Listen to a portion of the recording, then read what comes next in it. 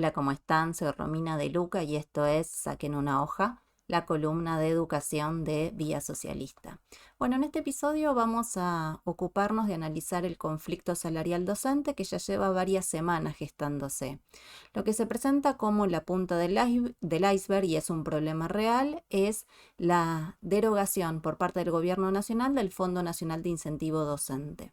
que, vamos a ver, implica un recorte nominal en el salario docente de aproximadamente el 10%. Ahora, no podemos entender este proceso si no colocamos la evolución del salario docente en términos históricos y vemos cómo la licuadora o el ajuste brutal que pretende el gobierno de Milei en realidad engarza dentro de un largo proceso de deterioro y de caída del salario docente. Se habla mucho de construir una educación de calidad, pero va de suyo que sin salarios de calidad no mejoramos la educación. En este punto vamos a intentar pensar también, además, cómo FONID y la realidad del salario docente de las últimas décadas en realidad muestran que hay un problema, además de la degradación material de la sociedad argentina, que tiene que ver en particular con la descentralización del sistema educativo. Como siempre les decimos, y antes de arrancar, suscríbanse al canal de YouTube de Vía Socialista, así nos ayudan a alcanzar nuestro objetivo de los 100.000 suscriptores, y les dejamos también en los comentarios cómo pueden ayudarnos a sostener materialmente el canal. Dicho esto, pasamos ya a meternos a examinar el problema que hoy nos convoca. Como les decía, ya hace varias semanas que el gobierno anunció la eliminación en realidad de fondos coparticipables destinados a educación. El FONID era una parte de esos fondos coparticipables que el gobierno nacional giraba a las provincias, pero también se encuentran allí, dentro de los gastos que financiaba Nación, la famosa quinta hora, la implementación de la quinta hora en primaria, lo que refiere a programas socioeducativos y en particular también, digamos, el sostenimiento de la infraestructura, además de materiales didácticos, materiales pedagógicos, además de, obviamente, el Fondo Nacional de Incentivo Docente. El gobierno de Javier Milei repite una y otra vez que no hay plata, pero en realidad el FONID constituye, o mejor dicho, los gastos nacionales destinados a educación en realidad son una pequeña parte del PBI. Estamos hablando de medio punto y el FONID con toda la furia es el 0,2% del PBI. Entonces, lo primero que hay que intentar entender es este proceso, que obviamente adquiere cierta belicosidad entre el gobierno nacional y los gobernadores a partir de el fracaso parlamentario de la sanción de la ley ómnibus en el Congreso, ¿no? En ese sentido, esta quita de los fondos ha sido leída como una venganza o una revancha por parte del gobierno de Javier Milei. Sin embargo, vimos también como luego de la apertura de sesiones ordinarias en el Congreso, convocó a un pacto nacional. Dicho sea de paso, de educación no se dijo una palabra en esos 10 puntos, pero en ese contexto de negociar con los gobernadores futuros acuerdos, el gobierno de Milei anunció que sancionó, mejor dicho, el decreto 231 del 7 de marzo, que precisamente lo que ustedes están viendo en pantalla, esto fue anunciado por la Secretaría de Educación dentro del Ministerio de Capital Humano, que como una prenda de cambio, un día antes de la reunión de los gobernadores, el gobierno nacional decidió prorrogar fondos educativos de la coparticipación. En particular se estaba refiriendo al artículo 7º de la Ley de Financiamiento Educativo, de la Ley 26.075, sancionada en el año 2005, que fijaba, ¿no?, que la nación podía financiar gastos en particular para garantizar condiciones equitativas y solidarias en el sistema educativo nacional, y en particular esto es lo que fijaba el artículo 7º, que es el que este nuevo decreto, digamos, pone vigente una vez más, y en particular esto había que verlo también en relación al artículo 5º de la Ley de Financiamiento, que ahí dentro de, bueno, cuáles son los rubros que podía financiar la nación, aparece mejorar las remuneraciones docentes, ahí es donde está el FONID, y ahora vamos a ver el salario mínimo garantizado, adecuar las respectivas plantas orgánicas funcionales a fin de asegurar la atención de la ampliación del sistema educativo. Pensemos que esta ley se sanciona cuando ya se está discutiendo la obligatoriedad de la escuela secundaria en términos completos, entonces efectivamente había que ampliar la planta orgánica funcional docente, y en último aspecto la jerarquización de la carrera docente, ¿no? En realidad es bastante curioso porque cuando se conoció este decreto 231, muy rápidamente, y aparecía en la imagen que les mostré recién, el gobierno nacional salió a decir que lo que se devolvían eran los fondos que estaban destinados únicamente a gasto educativo, no devolviendo, por ejemplo, el Fondo Nacional de Incentivo Docente, ¿no? En ese sentido, el decreto establece que los fondos serán utilizados para cubrir gastos estrictamente ligados a la finalidad educación. En ese sentido, digamos, resulta muy conveniente esta medida para intentar descomprimir la reunión con los gobernadores, que ya sabemos que uno de sus reclamos fue precisamente la devolución de los fondos destinados al Fondo Nacional de Incentivo Docente, porque ahora vamos a ver cómo muchas provincias lo que están haciendo es, para intentar iniciar el ciclo lectivo escolar, bueno, financiar con fondos propios el FONID. Algo que aparece como un parche, y en la reunión de gobernadores la discusión era en torno a la distribución de recursos, si se devolvían fondos coparticipables a partir de ganancias o de los impuestos, de otros impuestos como el impuesto país, ¿sí?, o el impuesto al cheque. Obviamente, un sector de los gobernadores, en particular los patagónicos, y también entraban allí la provincia de Buenos Aires, La Pampa, Santa Fe y Córdoba, se oponen a la reintroducción de ganancias porque no quieren pagar el costo de precisamente lo que termina siendo un impuesto al salario, ¿no? Pero sin embargo, cuando uno mira las soluciones que proponen, bueno, si vos todavía tenés Netflix, sabes que el impuesto país allí se recauda, ¿sí? Lo cierto es que la redacción de este decreto 231 es bastante ambigua, con lo cual de alguna manera podemos decir que deja abierta la puerta para futuras negociaciones. Y esto lo señalamos si tenemos en cuenta también, por ejemplo, que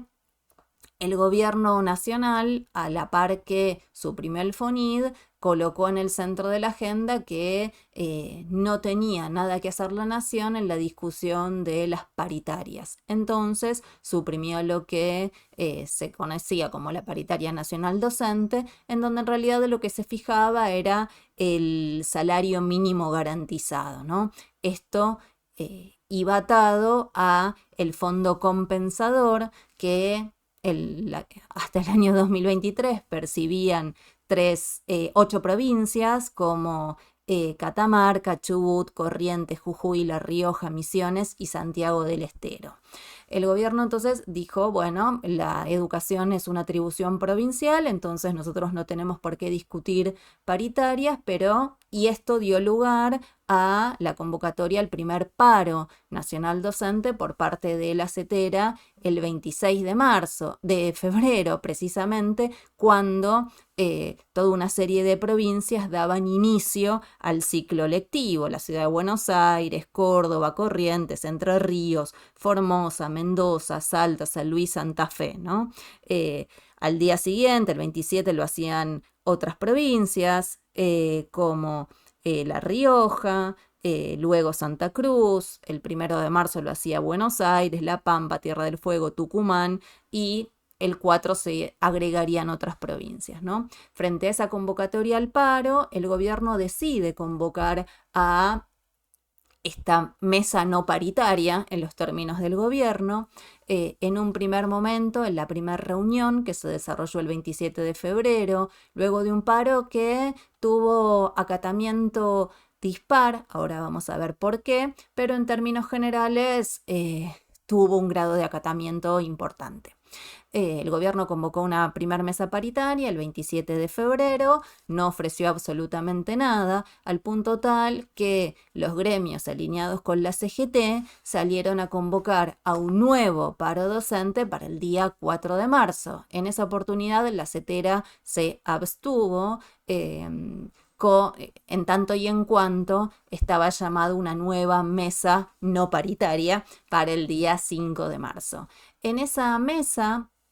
en esa nueva reunión, el gobierno nacional, que decía que no tenía nada que ver con la agenda salarial del conjunto de la docencia, en realidad ofreció que el salario mínimo garantizado, en realidad por acuerdo de los ministros que componen el Consejo Federal de Educación, que el salario mínimo garantizado pasara de 255.000 pesos a 310.000 pesos.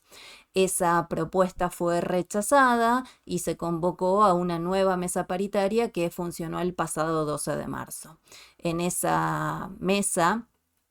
el gobierno mejoró mínimamente esa oferta y fijó la posibilidad del salario mínimo garantizado en 325.000 pesos. En este contexto, la CETERA, en esta oportunidad, anunció que él rechazaba esta propuesta y colocaron una agenda, podemos decir, de lucha, en donde convocaba al clásico Jornada Nacional de Protesta, es decir, no te convoco un paro de entrada, sino que convoco a una Jornada Nacional de Protesta, donde se iba a exigir obviamente el pago del FONID. Si no hay respuesta a esta Jornada Nacional de Protesta, ahí sí, en tal caso se evalúa convocar un nuevo paro docente, dicen en unidad con los demás sindicatos, es decir, esta es una señal para los sindicatos de la CGT y también para las filiales de CETERA, ¿no? A nivel jurisdiccional, cada uno de los sindicatos que componen la confederación. Y también a realizar una marcha nacional educativa, ¿no? La respuesta entonces de CETERA hasta el momento ha sido esta, ¿no? Conviene preguntarnos entonces cuál fue el grado de acatamiento del paro, también para poder pensar, bueno, cuál es la perspectiva que empieza a gestarse a lo largo de este proceso. Y lo cierto es que, como les decía, la primer convocatoria al paro en realidad coincidió con el inicio de clases en algunas provincias, no en todas, y en general lo que uno observa, o lo que se puede observar, es que el paro tuvo un alto grado de acatamiento en algunas provincias en donde la lucha salarial confluye además con otros conflictos, por ejemplo, reformas jubilatorias, es el caso de la provincia de Córdoba, ¿sí? Pero también lo que uno observa es que hay algunos elementos de desmovilización que es importante empezar a analizar para poder sobre todo pensar cuál es el escenario que tenemos por delante. Porque en particular, una de las estrategias, ¿sí?, como les anticipaba hace un ratito, frente a el anuncio del gobierno nacional del recorte del FONID, algunos gobernadores salieron a propagandizar que se iban a hacer cargo del FONID con fondos propios. Fondos propios que a priori, digamos, si no se discute la masa de recursos para las provincias, es decir, la coparticipación, bueno, uno puede decir que es un anuncio que parece una curita dentro del Titanic, es decir, cuánta vida va a tener, ¿sí?, este financiamiento provincial de ese promedio 10%, que era el Fondo Nacional de Incentivo Docente que cubría Nación, bueno, es algo que todavía está por verse. Pero al margen de la endeblez de los recursos, lo cierto es que las provincias desarrollaron dos grandes estrategias para intentar desmovilizar y garantizar el inicio de clases en sus propias provincias, ¿no? Uno de ellos fue otorgar aumentos por decreto, muchas veces, porque los gremios no los aceptan por considerarlos insuficientes, aumentos que están muy por debajo de la inflación. Y esto podemos verlo de un lado y del otro de la General Paz. Es la misma estrategia que ha seguido la ciudad de Buenos Aires, gobernada por el PRO, y la provincia de Buenos Aires alineada con el peronismo kirchnerismo encabezado por Axel Kicillof, ¿no? En ambos casos vemos aumentos salariales otorgados por decreto o con un acuerdo en disconformidad. Lo mismo ocurre, por ejemplo, en la provincia de Entre Ríos, como para dar otro ejemplo, que van por detrás de la inflación. Pero más importante que esto es tal vez observar que se empieza a perfeccionar un elemento que va a jugar fuerte a lo largo de todo este año y sobre todo podemos entender dentro de la gestión de la Libertad Avanza, o sea, a nivel nacional, que tiene que ver con los descuentos. En particular, uno de los elementos que desinfló mucho el segundo paro convocado a nivel nacional tiene que ver con que todas las provincias anunciaron que le descontarían a los docentes el presentismo aquellos días que hubieran parado, ¿no? En particular, la ciudad de Buenos Aires es uno de los distritos que mejor perfeccionó esta herramienta, no solo porque anuncia o modificó el presentismo docente aumentando su peso dentro del salario docente, sino también porque, por ejemplo, el año pasado, en el 2023, lo que hizo fue con el dinero que se ahorraba el gobierno de Larreta, de Rodríguez Larreta, a partir de los descuentos, le otorgaba un bono, ¿sí?, a los docentes que tenían presentismo perfecto. Entonces, este es un elemento que empieza a jugar, ¿no? El fantasma de los descuentos. Y esto va asociado no solo a la amenaza, sino a que ya tenemos algunas jurisdicciones que lo que empezaron a hacer es a sancionar leyes de presentismo docente. En general, en la vanguardia se ubicaba la provincia de Mendoza con el famoso ítem aula. Lo mismo hizo la ciudad de Buenos Aires. En distintas provincias patagónicas, en distintos momentos, pienso el caso de Santa Cruz, esto también empezó a jugar el ítem por presentismo, pero en particular en el último tiempo, en enero, por ejemplo, la provincia de Chubut, ¿sí?, sancionó una ley que incrementó el presentismo al 15% del salario, y lo mismo hizo la provincia de Córdoba con el ítem que le llamó profesionalidad docente, ¿no? Para ponerle un nombre un poco más elegante que decir, digamos, estos son bonos para los carneros, ¿no? Entonces, y lo mismo está pasando en la provincia de Neuquén, que ya se presentó y está, digamos, en la legislatura para discutir también un bono, un plus por presentismo, ¿no? Entonces, una primera conclusión que podemos sacar en relación a esto tiene que ver con, bueno, efectivamente, el incremento de los presentismos o los descuentos empieza a ser un elemento que juega a la hora de ponderar cuánta espalda tienen los docentes en términos individuales para adherir a una medida de lucha, aunque la consideren correcta. Y es una estrategia indirecta también para poder ver cómo el gobierno avanza en algo que aparecía en la agenda del decreto de necesidad y urgencia y también en la ley ómnibus, que era declarar la educación como servicio esencial. Es evidente que si no pueden hacerlo por la vía parlamentaria, estas cláusulas de alguna manera avanzan en ese sentido, porque a partir de aumentar el presentismo, de la vía de disciplinamiento a través de los descuentos, bueno, efectivamente, digamos, van socavando la posibilidad del conjunto de la docencia de organizarse y reclamar por sus derechos, ¿no? Entonces, este es un primer aspecto que tenemos que ver, que tiene que ver también con poder entender, ¿sí?, qué es lo que está pasando a nivel más general, porque de alguna manera, efectivamente,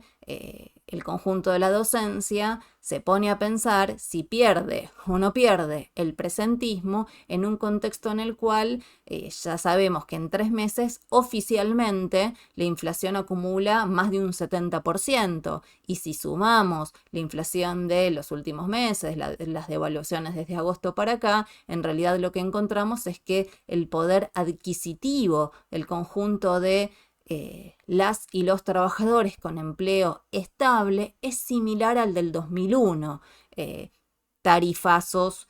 a los servicios que están por llegar próximamente en las facturas, en algunas provincias ya estuvieron llegando, el aumento al transporte, el aumento a los combustibles, sumado a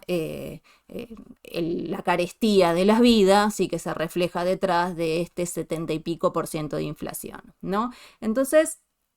en este contexto que afecta al conjunto de los trabajadores es que tenemos que ubicar ese recorte nominal del salario que implica la eliminación del FONID, ¿no? Y esto nos lleva a poder ver, bueno, efectivamente, el ajuste vía inflación, la licuadora de la quita del FONID interviene en este proceso muy fuertemente, ¿no? Es interesante, para poder pensar el problema en términos más generales, poder pensar un poco en la historia del FONID, ¿no? El FONID se crea, y ustedes algo están viendo, ¿sí?, en pantalla, en realidad en el contexto del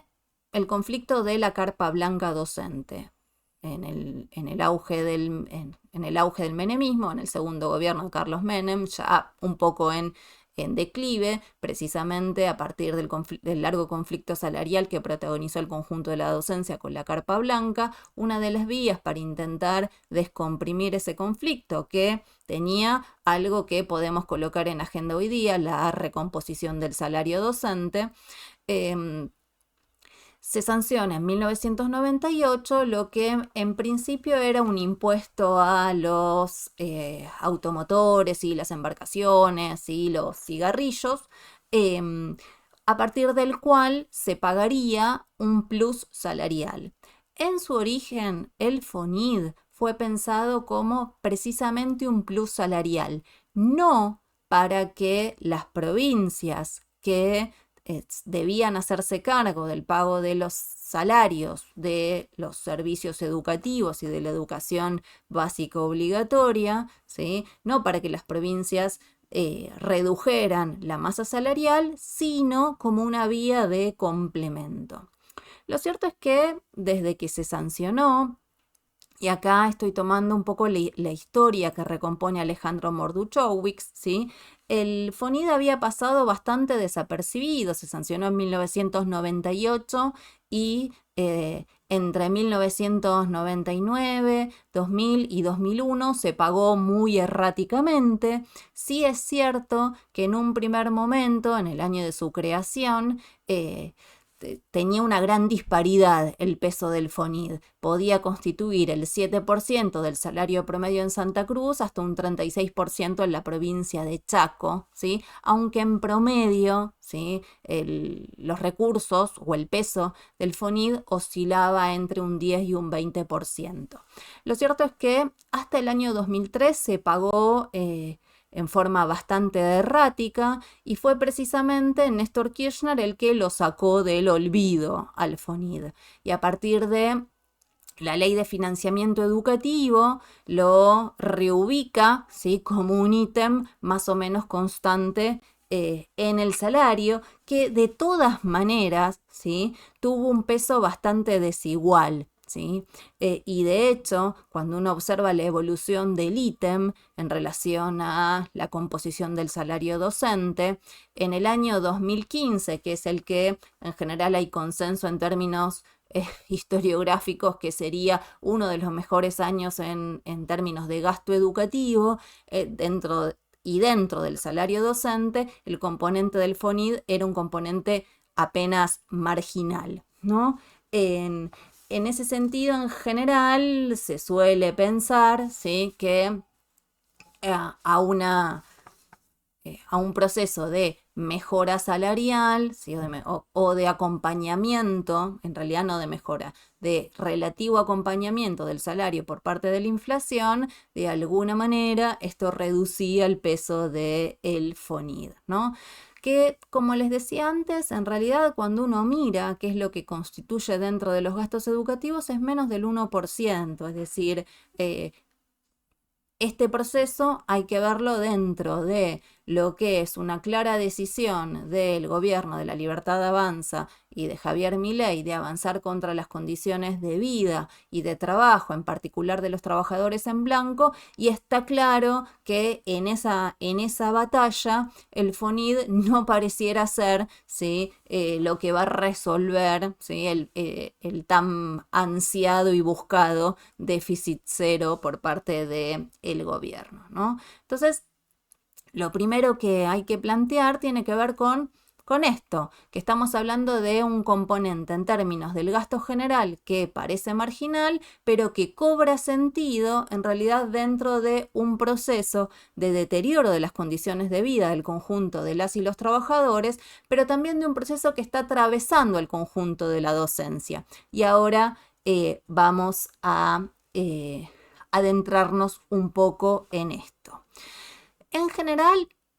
sí, lo que sí está claro, sí tiene que ver con que cuando examinamos el gasto educativo, tenemos un componente provincial y un componente nacional. Les estoy mostrando, ¿sí?, la elaboración del CIPEC, ¿sí?, que examina la inversión consolidada en educación por jurisdicción, es decir, según sean nación o provincias, como porcentaje del PBI, ¿no? Entonces, lo primero que llama la atención allí o que podemos observar es que pese a que la ley de educación federal establecía que se iba a gastar se iba a invertir el 6% del PBI en educación, que la ley de educación nacional lo revalida, ¿sí? Este gasto en materia educativa solo se alcanzó, ¿sí?, esporádicamente en 2009, en el año 2015 y en ningún otro momento más. Y si comparamos el peso de la inversión del PBI provincial y nacional, fíjense las barras, las celestes son las provincias y las fucsias es la nación. Bueno, efectivamente, a partir de los recursos coparticipables, las que realizan, ¿sí?, el mayor gasto educativo en realidad son las provincias, ¿no? Ahora, yo les decía que este recorte nominal del salario hay que entenderlo dentro de un proceso más general. Y ese proceso más general es cuando lo observamos, ¿sí?, es que antes, digamos, cuando uno examina la evolución del salario docente, podemos decir que sin lugar a dudas, entre 2015 y 2023, en realidad el salario docente no hace más que reducirse, ¿sí? Estamos muy lejos de vivir en un lecho de pétalos de rosas antes del ascenso de Javier Milei. Y efectivamente, lejos de lo que sostiene el relato kirchnerista,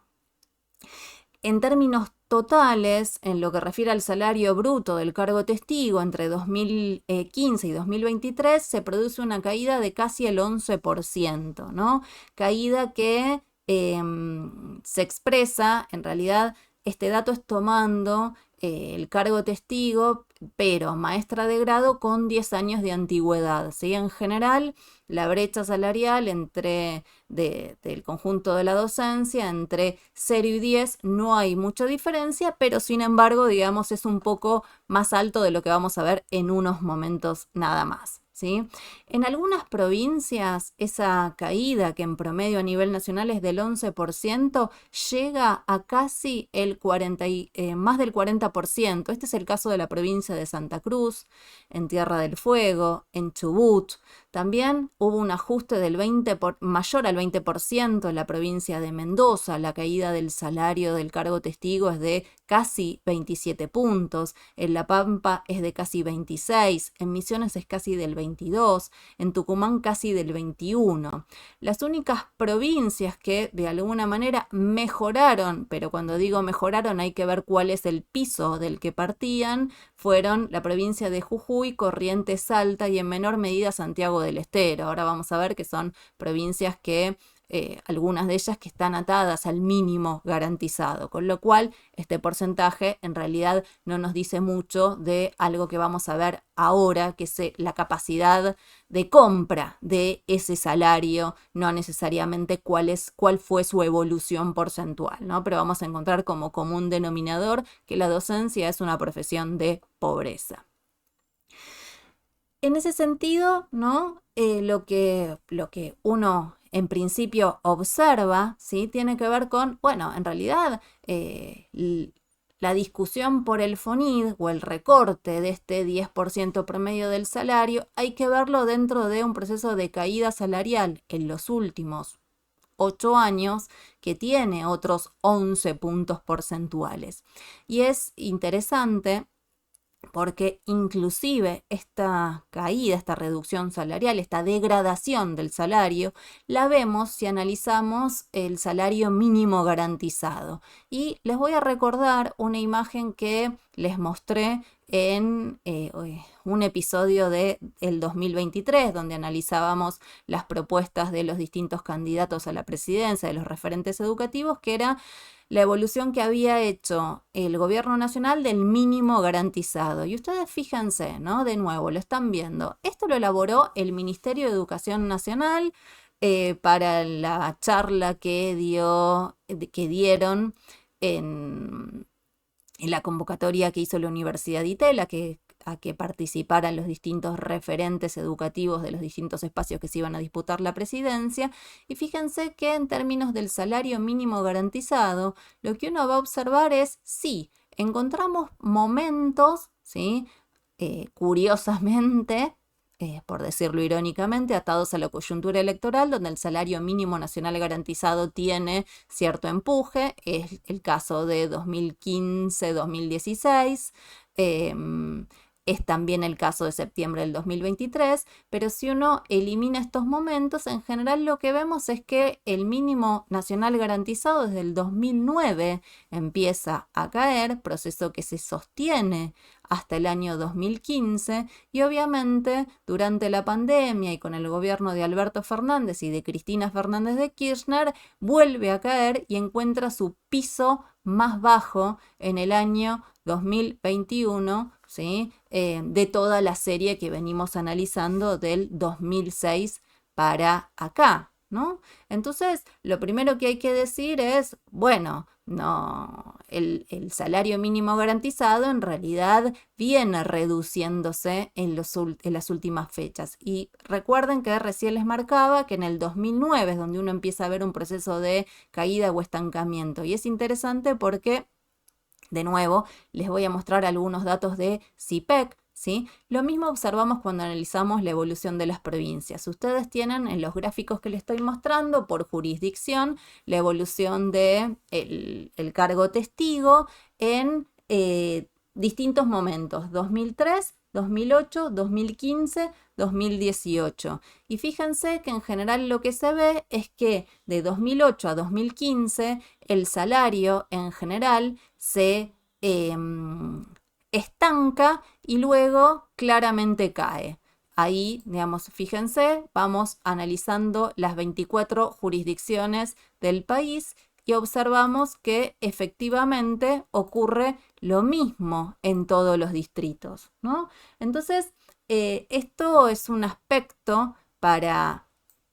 claro está, para mirar, ¿sí? Porque lo que, de nuevo, hay que colocar, ¿sí?, la licuadora y el ajuste bestial, pero está claro que desde el 2009 el conjunto de la docencia viene en lo que Cristina Fernández de Kirchner denominó la sintonía fina, ¿no? Entonces, de la sintonía fina a la sintonía brutal al ajuste bestial es el proceso que atraviesa al conjunto de la docencia.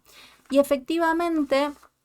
la docencia es hoy una profesión de pobreza, ¿sí? Ustedes están viendo en pantalla, tomamos la cobertura de la canasta básica total familiar, es decir, 2 adultos, 2 menores, elaborada por ATEINDEC. Del cargo testigo docente, maestra de grado sin antigüedad, jornada simple. ¿Qué hicimos en ese gráfico? Pusimos en relación el salario docente para el cargo testigo, ¿sí?, que se estuviera discutiendo en estos meses. Puede ser que hubiese sido, ¿sí?, el aumento otorgado por decreto por parte del gobierno, ¿sí?, sumando las sumas no bonificables, los bonos, ¿sí? Pero, digamos, todas las mejoras salariales que hubo entre enero, febrero y marzo, ¿sí?, o en el caso de diciembre. Y fíjense que, digamos, cuando uno observa qué es lo que ocurre, ¿sí?, en el mejor de los casos, el salario docente logra cubrir el 48% de la canasta básica total familiar, con lo cual ni trabajando jornada completa, y no en todas las jurisdicciones el conjunto de la docencia puede trabajar jornada completa, ¿sí?, una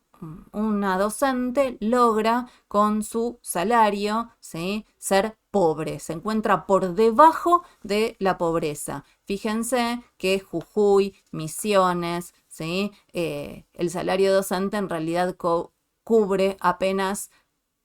menos de un tercio de lo que es la canasta básica total familiar, ¿no? Entonces, este es un elemento a tener en cuenta para ver que efectivamente el episodio del FONID es un punto de llegada de un largo deterioro del salario docente. Largo deterioro que, si ustedes ya han visitado alguno de los otros videos que les ofrecemos en el canal de YouTube de Vía Socialista, seguramente recordarán, o quienes hayan leído La degradación educativa de la biblioteca de la UNI, que les voy a dejar acá, ¿sí? Ahí en el año 2020 aportábamos una serie salarial larga del conjunto de la docencia, ¿no? Este es el recorte de lo que pueden leer en ese pequeño librito que se pueden descargar también de la página de Vía Socialista, ¿sí?, la evolución del salario real docente a lo largo de un siglo, ¿sí?, de más de un siglo, de 1906 a 2019. Y fíjense que el pico más alto estaba en la década del 30, cuando el salario del cargo testigo permitía cubrir más de 2 canastas familiares de la época. Hoy, en las provincias mejor pagas, el salario docente cubre, con suerte, menos de la mitad de lo que necesita una familia para no ser pobre, ¿no? Entonces, este es un largo proceso de deterioro, pero es interesante también mencionar, ¿sí?, que en general, fíjense, veíamos, ¿sí?, cuando analizábamos la canasta básica total en relación al salario del cargo testigo, ¿sí?, veíamos que la descentralización es una estrategia para producir mayor disparidad salarial, que tiene un común denominador, que es la pobreza. La docencia es una profesión de pobreza. Si no, miremos algunos indicadores para entender que ni con Milei ni con los gobernadores, ¿sí?, por ejemplo, en la provincia de Buenos Aires, una maestra de grado que recién inicia, con los aumentos, es decir, con el salario que cobró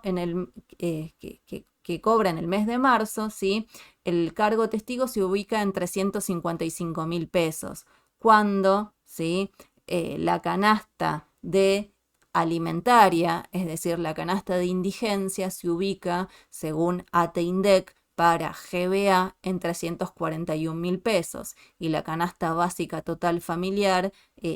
por arriba de los 931.000 pesos. Con lo cual, ni trabajando jornada completa, una maestra logra, ¿sí?, alcanzar la pobreza con el trabajo docente. Ya ni hablemos además si introdujéramos en esta discusión otros ítems como es la composición del salario docente, que sabemos que la composición del salario que está blanqueada es, en el mejor de los casos, un promedio del 40%, lo que tiene dos consecuencias: el achatamiento de la escala salarial y también el colocar al conjunto de las compañeras y los compañeros que se han jubilado en situación de indigencia. Entonces, ¿qué es lo que podemos concluir como reflexión de este episodio? Bueno, por un lado, ¿sí?, que efectivamente el gobierno de Milei se apresta a recortar más el salario de los docentes a partir de la eliminación del FONID. Pero este proceso hay que colocar la foto en el contexto de la película, de la realidad salarial del conjunto de la docencia en los últimos años. Entonces, ese proceso hay que verlo en relación a un largo proceso de deterioro salarial. Pero por otro lado, hay otra reflexión que podemos pensar que tiene que ver con, bueno, efectivamente este deterioro que está atravesando a todos los trabajadores, el conjunto de los trabajadores, muestra, ¿sí?, que un país que no crece en términos económicos tampoco va a crecer en términos educativos, ¿no? Es decir, acá hay una clara relación entre el deterioro de la sociedad argentina, que lleva décadas, ¿sí?, con la realidad que afecta al sector docente. Por eso yo les decía, bueno, lo que están viendo, ¿sí?, el conjunto de los trabajadores que tienen empleos en blanco estables es que tienen un nivel salarial similar al del 2001, ¿no? Aparecen componentes que parecieran constituir los ingredientes para que se desencadene una tormenta perfecta, pero sin embargo, ¿sí?, ese proceso todavía, ¿sí?, no emerge. Por otro lado, como les decía, la descentralización ha sido el vehículo para pagar el mínimo salario docente en cada uno de los territorios. Y esto no es un problema que empezó con el FONID, por el contrario, hay estudios de distintos organismos nacionales e internacionales que en realidad muestran que la disparidad del salario docente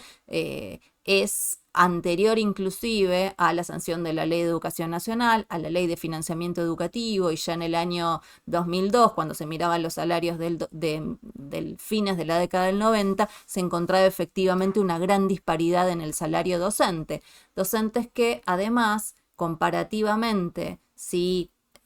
lo examinamos en relación a sus pares del resto de Latinoamérica, en realidad tienen jornadas más intensivas de trabajo, trabajan más horas con una labor que, como no nos cansamos de insistir, tiene un componente no pago necesario del trabajo que tiene que ver con la planificación, la corrección, la capacitación, etc., ¿no? Entonces, aquí, ¿sí?, lo que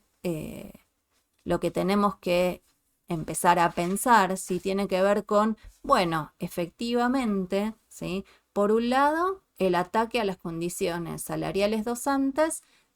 se profundiza con Javier Milei, pero no es el único protagonista en este proceso. En ese sentido, entonces, lo que hay que pensar es si la burocracia sindical, ¿sí?, que ha sido partícipe de este proceso, es la que efectivamente va a llevar adelante un plan de lucha que nos saque de esta situación. Esto en relación para colocar las expectativas del conjunto de la base docente en relación a la capacidad de movilización que va a tener la CETERA, que dicho sea de paso, es la que está aceptando a lo largo y a lo ancho del territorio que se introduzcan estos pluses salariales al presentismo, que son la vía por la cual la esencialidad de la educación empieza a operar y empieza a operar en tu salario, maestra, maestro, que vivís, ¿sí?, de tu trabajo docente. Entonces, en este punto, ¿sí?, urge el poder pensar cómo en realidad los salarios docentes y la educación reflejan un proceso de deterioro general de la economía. Y entonces, en ese sentido, el desafío y la tarea de la etapa es la organización de una instancia política, organizativa, a nivel más general del conjunto de las y los trabajadores, que tome en sus manos los problemas de la sociedad y entonces empiece a encontrar soluciones para poder mejorar las condiciones de vida del conjunto de los trabajadores, las condiciones salariales del conjunto de los trabajadores, y no intercambiar verdugos.